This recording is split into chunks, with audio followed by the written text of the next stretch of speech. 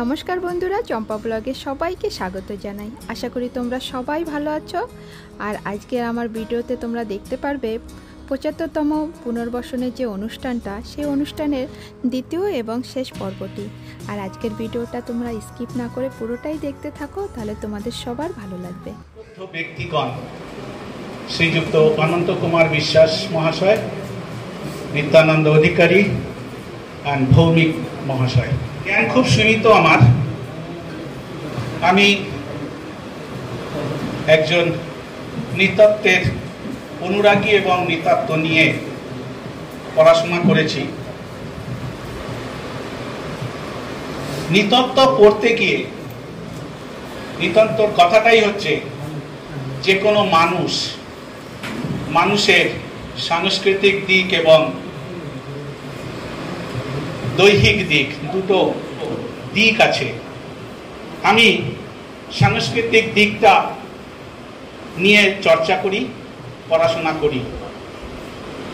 আমার এই দীর্ঘ 28 বছর বয়সে আমার ব্যক্তিগত 28 বছরের কর্মজীবন বাংলার এবং ভারতের বিভিন্ন প্রান্তে ঘুরেছি। ছোট ছোট জনসমাজের মাঝখানে রয়েছিলাম অনেক দিন এবং এখনো থাকছি।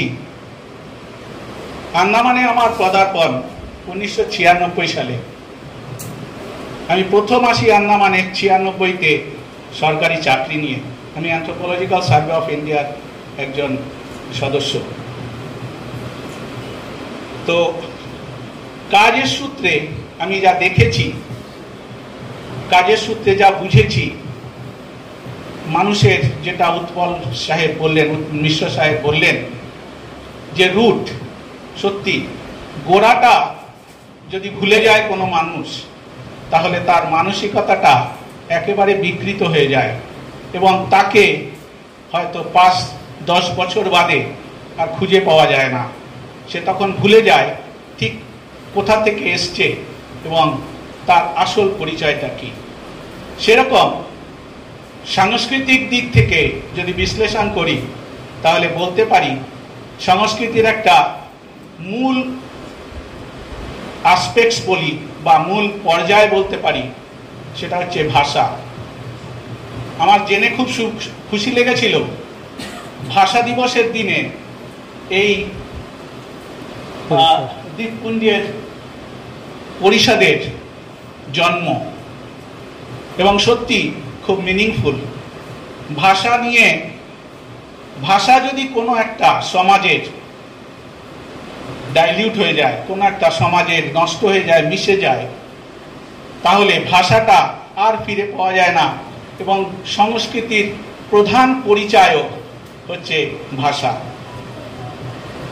এখনো আমরা, আমার মনে পড়ে, এখনো আমরা সহজ পাঠের যে পড়াশোনা করেছিলাম অ আ ই ই, সেগুলো যতটা সহজ সরল ছিল ততটাই মর্মস্পর্শী ছিল। আজকে কোনো বাচ্চাকে আমি সহজ পাঠ পড়তে শুনি না, আমার ছেলে মেয়েও পড়েনি। আমাদের গুরুজনরা, আমরা নিজেদেরকে ওই জায়গায় নিয়ে যেতে পারিনি যে এইটার একটা ইম্পর্টেন্স আছে, এটা একটা গুরুত্ব আছে। অনেকেই এই পুনর্বাসন নিয়ে অনেক কথা বলেছেন। সত্যি সত্যি 14ই মার্চ 1949-এ 132 জন, 13 বা 14, কোথাও 13 আছে, কোথাও 14 আছে, লেখালেখি হয়েছে অনেক এই পুনর্বাসন এবং স্থানান্তরণ নিয়ে। আন্দামানে যারা পদার্পণ করেছেন সেই জনসমাজকে নিয়ে অনেক লেখা আছে। তাতে কেউ লিখেছেন 13 তারিখ, কেউ লিখেছেন 14 তারিখ, কিন্তু মার্চ মাস 1949 132 জন খিদিরপুরে, তাদেরকে আন্দুল থেকে, যেটা ম্যাডাম বলেছেন, আন্দুল থেকে ট্রাকে করে নিয়ে আসা হয়েছিল এবং সেখান থেকে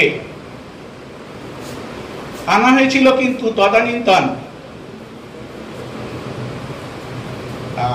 চিফ মিনিস্টার বাংলার বিধানচন্দ্র রায়ের তত্ত্বাবধানে, এবং পুনর্বাসন দেবে বলে নিয়ে আসা হয়েছিল এবং জাহাজে তুলে ওনারা দ্বীপপুঞ্জে পাড়ি দিয়েছিলেন 17ই মার্চ, মানে পৌঁছেছিলেন 17ই মার্চ। কি কারণে এসছিলেন, এটা অনেকটা রাজনৈতিক ব্যাপার, রাজনৈতিক ঘোর প্যাচ। ওসবে না গিয়ে বলতে পারি যে মোটামুটি ওদেরকে আনা হয়েছিল একটা কলোনি স্থাপন করার জন্য। কলোনি মানে যেখানে বসবাস করবে সেই জায়গাটা ফরেস্ট, পুরোপুরি ঘন জঙ্গল ছিল বলে কে ক্লিন করবে, কে জমি তৈরি করবে, সেই সমস্ত লোকদেরকে পরিবার পিছু তাদেরকে পুনর্বাসন দেওয়া হয়েছিল। এবং শুরু হয়েছিল পোর্ট ব্লেয়ারের এই কাছাকাছি জায়গা থেকে, ধীরে ধীরে সাউথ আন্দামান থেকে শুরু হয়েছিল এবং আস্তে আস্তে নর্থ আন্দামান পর্যন্ত গেছিল। ফেজ ওয়াইজ 3টে ফেজে এনাদেরকে আনা হয়েছিল। বিশদ বিবরণ অনেক আছে, ওইসবে নিয়ে যাচ্ছি না। তবে এই পরিষদের কাছে আমার একজন অ্যানথ্রোপোলজিস্ট বা একজন নৃতাত্ত্বিক হিসেবে একটাই কথা, আপনারা এই পরিষদ গঠন করেছে নিজস্ব কিছু আইডিয়াস নিয়ে, কিছু চিন্তাভাবনা নিয়ে, অবশ্যই তার মধ্যে যেন ভাষা এবং সংস্কৃতিটা বজায় রাখার চেষ্টা হয় এবং প্রত্যেকের ঘরে বাচ্চাদেরকে জানানো উচিত যে তাদের রুটটা কি ছিল, তাদের দাদু ঠাকুমারা তারা কোথা থেকে এসেছিল। আমি আজও গর্ববোধ করি লোককে বলতে, এবং কিছুক্ষণ আগেই অনন্তবাবুর সঙ্গে কথা হচ্ছিল, উনি আমাকে জিজ্ঞেস করেছিলেন বাড়ি কোথায়। আমি বলেছিলাম আমার বাড়ি পূর্ববঙ্গে, এবং পূর্ববঙ্গের কুমিল্লা জেলায়, কুমিল্লা জেলা থেকে আমার দাদু ঠাকুমা এসেছিলেন মানে পশ্চিমবঙ্গে জাস্ট দেশ ভাগ হওয়ার কিছুদিন পরে 48-এ। তখন থেকে আমরা কলকাতায়, কিন্তু কলকাতায় কিছু লোকের মনোভাব আছে যে কলকাতা সেন্ট্রিক, এবং কলকাতা সেন্ট্রিক যারা, তারা সেই সময়ও বলেছিল যে আমরা এক্সাইলে যাচ্ছি। এক্সাইল মানে হচ্ছে মানে দ্বীপান্তরে যাচ্ছি, আমরা কষ্ট ভোগ করব। কিন্তু যারা এখানে এসেছিলেন তাদেরকে বিধানচন্দ্র রায় বলেছিলেন অগ্রদূত, কোট আনকোট। আমিও বলি তারা সত্যি সত্যি অগ্রদূত। নমস্য, তারা শ্রদ্ধা জ্ঞাপন করি তাদেরকে। নমস্কার। বিরাজমান আচার্য দীপাঞ্জনানন্দ অবধূত মহাশয়কে আমি অনুরোধ করছি মঞ্চে আসুন। নমস্কার। 13ই মার্চ 1949 যারা বাংলাকে ছেড়ে এই আন্দামানে অগ্রসর হয়েছিলেন, অতিথিদের জানাই আন্তরিক শ্রদ্ধা ও নমস্কার। অনেকদিন ধরে আন্দামানে আসছি, দেখছিলাম দীর্ঘ 75 বছর, মানে 75 ইয়ার্স এই আন্দামানে বাংলার লোকেরা, বাংলার মায়ের সুসন্তানেরা নির্যাতিত, অবহেলিত, নিপীড়িত, সব দিক থেকে, ভাষার দিক থেকে। যদি কোনো মানুষকে এই পৃথিবী থেকে যদি উচ্ছেদ করতে হয়, এক্সটিংক্ট যাকে বলা হয়, তাহলে কি করতে হয়? তাদের যে অভিব্যক্তি করার, যে মনের অভিব্যক্তি করার যে ভাষা, তাকে সেটাকে শেষ করে দিতে হয় প্রথম। তাই করেছে এই আন্দামানে, আন্দামানে তাই হয়েছে। বাঙালি যে প্রতিভা ব্রিটিশরা বুঝেছিলেন বলে বাংলাকে শেষ করতে চেয়েছিলেন, সমূলে উৎপাদিত করার জন্য চেষ্টা করেছিলেন। শুধু তাই নয়, তারপরে যারা শাসনে আসেন এই ভারতবর্ষে, তারাও বাংলাকে সর্বদা কি করতে চেয়েছিলেন? শেষ করে দিতে চেয়েছিলেন। এটা ষড়যন্ত্র। বাংলার প্রতিটা ছেলের মধ্যে, মেয়ের মধ্যে, বাংলার মায়ের সুসন্তানের মধ্যে প্রতিভা আছে, জ্ঞানে, গরিমায়, প্রতিভায় ভরপুর। তো বাংলার মানুষের মধ্যে যে প্রতিভা আছে সেটাই তাদের তাদের কাছে শত্রু। বাংলার যে যে প্রতিভা তা দেখে ব্রিটিশদের ঘুম উড়ে গেছিল। তার জন্য ডিভাইড অ্যান্ড রুলস ইমপ্লিমেন্টেশন করেছিলেন, বাংলাকে টুকরো টুকরো করে শেষ করে দাও। ব্রিটিশ চলে গেলেন, ভারতবর্ষে যারা এলেন তারাও বাংলাকে টুকরো টুকরো করে শেষ করতে চেয়েছিলেন। কারণ বাংলার যে ব্রেন, বাংলার যে চিন্তা করার শক্তি, ভাবনার শক্তি, কল্পনার শক্তি, যার জন্য সাহিত্য কত কিছু আবিষ্কার করে গেছেন, কত কিছু দিয়ে গেছেন, কত কিছু সৃষ্টি করে গেছেন এক এক মুনি ঋষিরা।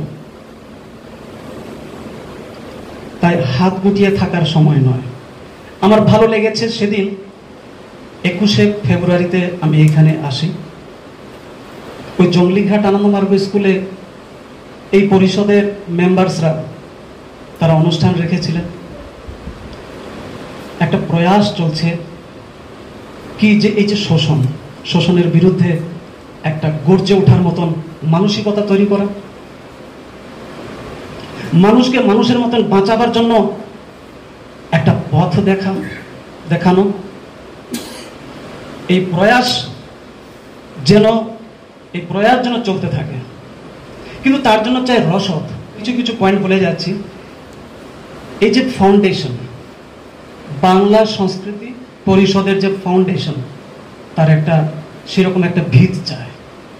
একটা প্রদীপ জ্বলতে গেলে তার যেরকম কি চায়, তেল চায়। তেল ছাড়া তো জ্বলবে না। তো আপনারা যে পরিষদ, বাংলা সংস্কৃতি পরিষদ, তার রসদ চায়। রসদ যদি না থাকে আপনারা কি করে মুভমেন্ট করবেন? আপনাদের মধ্যে যদি স্ট্রাকচার না থাকে, কি কি বিষয়ে আন্দোলন করবেন, কি কি বিষয় নিয়ে মুখর হবেন, কি কি বিষয় নিয়ে গর্জে উঠবেন, সেই জিনিসটা চায়। আর সেটার যদি প্রয়োজন মনে করেন, আমাদের সহযোগিতা নিতে পারেন। আমরা আপনাদের সঙ্গে আছি, আপনাদের পাশে আছি। এই বাংলা যদি বাঁচে, ভারতবর্ষ বাঁচবে। এই বাংলা যদি বাঁচে, গোটা পৃথিবী বাঁচবে। এই বাংলা যদি বাঁচে, আরো যারা ভাষাভাষী লোক আছে তারা সবাই বাঁচবে। কারণ বাংলার মধ্যে কি আছে? প্রেম, প্রীতি, ভালোবাসা, মমতা, দয়া। তাদের মধ্যে সেই জিনিসগুলো আছে। বাংলার মায়ের সন্তানের এই গুণগুলো আছে। নাহলে রবি ঠাকুর সে গীতাঞ্জলি 50 লিখে নোবেল পুরস্কার পেতেন না। মাইকেল মধুসূদন দত্ত বিদেশে গেছিলেন, তিনি ফিরে এসে একটা কবিতা লিখেছিলেন, রেখো মা দাসের মনে এই মিনতি করি পদে। বাংলা মাকে বলেছিলেন। তাই বাংলা একটা অদ্ভুত জিনিস। বাংলার সন্তান একটা ভয়ঙ্কর প্রতিভা নিয়ে তারা জন্মায় এই পৃথিবীতে। বাংলার সন্তানরা শুধু নিজের ভাবে না, সবার কথা ভাবে, সবাইকে সঙ্গে নিয়ে চলার কথা ভাবে। তাই আপনাদের অনেক দায়িত্ব। আপনারা সবার কথা ভাববেন, নিজের কথা ভাবতে হবে। আর সময় নয় এলোমেলো হয়ে থাকা। আসুন একসাথে আমরা চলি, একসাথে আমরা কিছু করি, নিজেদেরকে বাঁচাই, সমাজকে বাঁচাই, এই ভারতবর্ষকে বাঁচাই, গোটা পৃথিবীকে বাঁচাই। সেই সংকল্প নিয়ে আমরা যেন এগিয়ে যাই। নমস্কার। সত্যিই তো, যদি বাংলা বাঁচে তবে আমরা বাঁচবো, যদি বাংলা বাঁচে তবে পৃথিবী বাঁচবে, যদি বাংলা বাঁচে তাহলে সবকিছুই বাঁচবে। আর আমরা প্রতিজ্ঞাবদ্ধ বাংলাকে বাঁচাবোই। মূল পরিচয় আমার, আমি রামকৃষ্ণপুর লিটল আন্দামান থেকে আজ এখানে এসেছি। আমি উদ্বাস্তুর ছেলে, তাই সবে করে অপমান। ভাবে জীর্ণ শীর্ণ দেহে এখনো কিভাবে বেঁচে আছে প্রাণ। ছিন্ন অবগুণ্ঠন লুণ্ঠিত মাতা, অপমানিত বিদিশায় অসহায় পিতা। ছিন্নমূল খোঁজে মাটির সন্ধান ভাসমান। শুধু দয়া দয়া ভিক্ষা প্রার্থী, করুণাই মোর আশ্রয়। ছিন্নমূল মোরা কালো চক্রে পিষ্ট, বিভীষিকাময় ক্লান্ত মরু যাত্রী, আভাস ব্যক্ত জীবন ধোঁয়াশায় ভরা, আশাহত দিবারাত্রি, মানবতার কালো রাত্রি। কে আছে মহান? নির্লজ্জ চূড়ান্ত অপমান। কোথা রাম রহিম, কোথায় আজান? ভাই হয়ে ভাইয়ে কাটে, লোটে ধর্ম মানবতা লজ্জা মাঠে ঘাটে। অবসাদ বিষণ্ণ মানুষের আর্তনাদ শুনিতে কি পাও?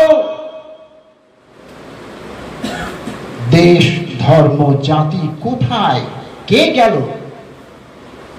সর্বভূপ ভিটে মাটি মান সম্ভ্রম সম্পদ তোমরা লুটেছ সব, করেছ সর্বহারা। আজ স্বাধীনতার ৭৫ বছর পরে দাঁড়িয়েছ মানহানা মানবীর দ্বারে। আমরা ৭৫ বছর পার করে এখানে এসেছি বহু সংগ্রাম। রক্তবীজের বংশ, রক্তবীজের বংশ মোরা বজ্র হয়ে ঝরেছি, উগ্র বিষাক্ত বিষ মোরা পান করেছি। দেখো দেখো আজ আজ মোরা কত বলিয়ান, আজ মোরা কত বলিয়ান। বাঙালি ছেড়েছে দেশ, বাঁচিয়েছে প্রাণ। আর এখন এখন মোরা বিস্ময়ে ধরিত্রীর। মোরা নবসাদ নব গৌরব নবসম্ভার পৃথ্বীর। উন্মাদ অবসাদ সব মোর কাছে আজ তুচ্ছ। আমি বরা ভয়, ভয়ের টুটি চেপে ধরি, করি জয়। আমি উদ্বাস্তুর ছেলে, আমি আনি নব নব সম্ভার। সৃজনী শক্তি নবগীত রুধিতে আমার। মোরা বলিয়ান করি নবনির্মাণ। যেথা কিছু নাই, নাই দিয়ে গড়ে যাই। মানবতার নবগান রচে নবভিত্তি। ডিগলিপুর রঙ্গত কদমতলায় রচিত হয় নব নব গীতটি। লিটিলের উচ্ছ্বাস পোডব্লেয়ার ছাপিয়ে স্বরাজ শহীদ দ্বীপ দিয়ে যায় মাতিয়ে। হেরো চারিদিকে উড়িছে জয়ের নিশান। সাগর বেবাজে প্রলয় অভিশান। জাতিকে বাঁচানোর সবচেয়ে সাধনা শিক্ষা ও সংস্কৃতি কখনো ছেড়ো না। বাঙালির গর্ব, বাঙালির জয়। যদি ধর্ম কর্ম শিক্ষা ধরে রাখা যায়, এই পুনর্বসন দিবসের উদযাপনের মূলে রচিব ইতিহাস মোরা। উদ্বাস্তুর ছেলে, নিরলস নিঃস্বার্থ কর্মের প্রতি আছেন যত সভাসদ। শক্ত হয়ে মজবুত করুন বাংলা সংস্কৃতি পরিষদ। শক্ত হয়ে মজবুত করুন বাংলা সংস্কৃতি পরিষদ। নমস্কার।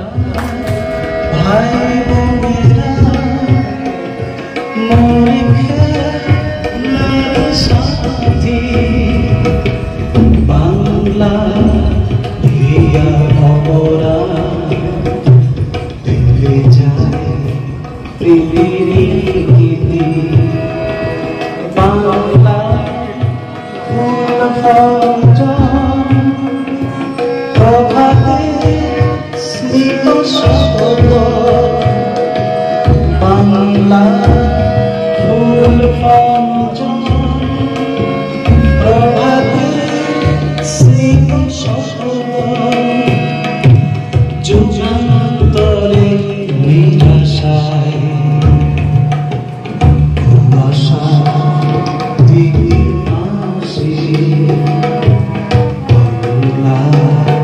ভালোবাসি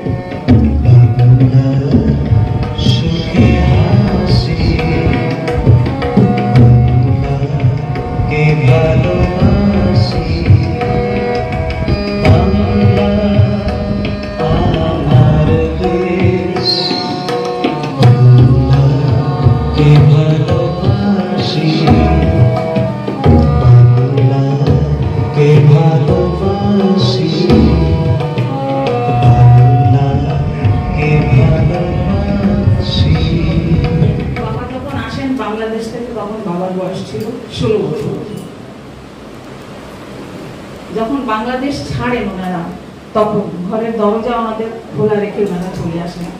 রাত্রির বেলায় খুলনা জেলা থেকে আসেন ওনারা, বাবা, কাকা আর ঠাকুর দাদা ঠাকুরমা হাত ধরে ওরা চলে আসেন। শুধু সঙ্গে নিয়ে আসেন কতগুলো কাঁথা কাপড় মাথায় করে। না ওনাদের কাছে কোনো সম্পত্তি আনতে পেরেছেন, না কোনো টাকা করি। খুলনা জেলার স্টেশনে এসে ওখান থেকে কলকাতা ট্রেন ধরে রাতারাতি ওনারা চলে আসেন। সঙ্গে অনেক ধরনের অনেক লোকেরা ছিলেন, কিন্তু তারা কেউ কচুরিপানার ভিতরে দিন কাটিয়েছেন, কেউ হয়তো ওখানে মারাও পড়েছেন শত্রুদের হাতে, কেউ বেঁচে এসেছেন, কেউ এসে ছোট্ট একটু কালকুটরি বলা যায় সেখানে এসে ওনারা দীর্ঘ 6-7 বছর ধরে ওনারা ক্যাম্পে ছিলেন। গোপালগঞ্জ, তারপরে আপনার রানাঘাট ক্যাম্প বসতি দেন, আসেন আন্দামানে, আর কে গ্রাম ডিগ্রিপুর উত্তর আন্দামানে করেন। বাবার জমি জায়গা উন্নতমান করে ধীরে ধীরে আজ আমরা এখানে পৌঁছেছি। মা বাবার অনেক বড় অবদান, কিন্তু আমরা আমাদের সংস্কৃতিকে ভুলতে চলেছি। শুধু আমাদের দেশ বিভাজনের সেটা মূলত কারণ। আমরা আমাদের ধর্মকে অত্যাচার করতে দেখেছি, আমাদের ভাষাকে অত্যাচার করে দেখেছি, মানেননি। আর আজ আমরা এখানে পৌঁছেছি, কিন্তু আমাদের ভেতরে যে সংস্কারগুলো ছিল সেগুলো মা বাবা আমাদের যথাযথ দিয়েছেন। আর আমরা পূর্ব বাংলাকে মনে রেখে পূর্ব বাংলাকে ছাড়বার যে বেদনা, সেইটাই পূর্ণদাস বাউলের গানের মাধ্যমে আমি আপনাদের শোনাতে চাইছি। তোমার গর্ভে জনম নিয়া মা, তোমার গর্ভে জনম নিয়া তোমায় চিনলাম না আমি, তোমায় চিনলাম না। এমন মানুষ পেলাম না রে, এমন মানুষ পেলাম না রে, যে আমার ব্যথা দিল না, আমার ব্যথা দিল না। কোনো লতা বোঝে যাহা মানুষ বোঝে না, হায় রে মানুষ বোঝে না। এমন মানুষ পেলাম না রে, এমন মানুষ পেলাম না রে, যে আমার ব্যথা দিল না।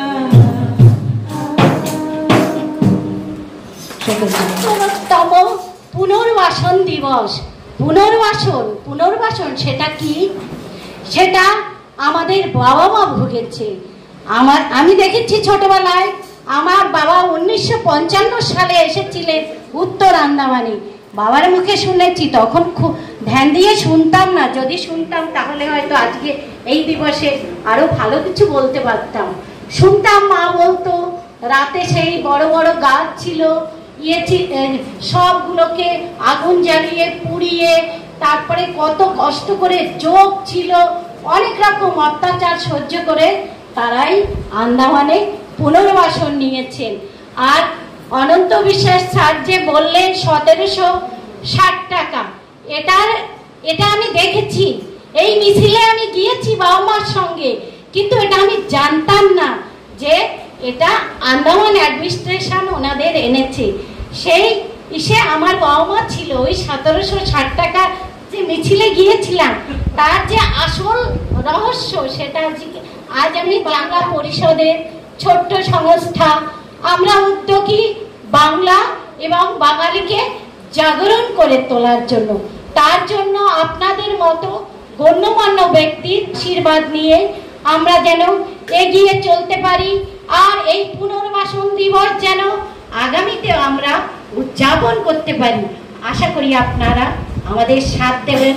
ভুলে যাব না, ভুলি নাই আমাদের মা বাবাদের সেই অবদান, সেই বাংলাদেশ ছেড়ে আসার টোপলা মাথায় কাকে বাচ্চা নিয়ে কি করে তারা বর্ডার পার হয়ে এসে এই আন্দামানে পুনর্বাসন করেছে।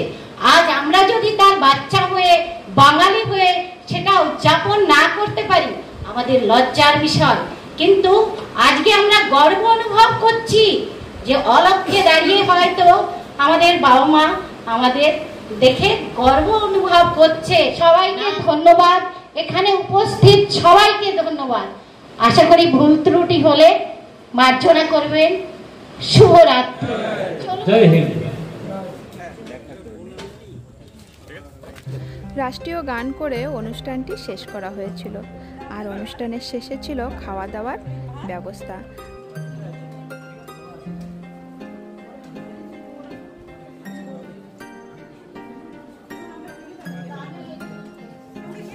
এনারা সবাই এক জায়গায় বসে খুব আনন্দ করে খাওয়া দাওয়া করলেন, আর এই অনুষ্ঠানটি প্রথমবার আমাদের আন্দামানে উদযাপন হলো।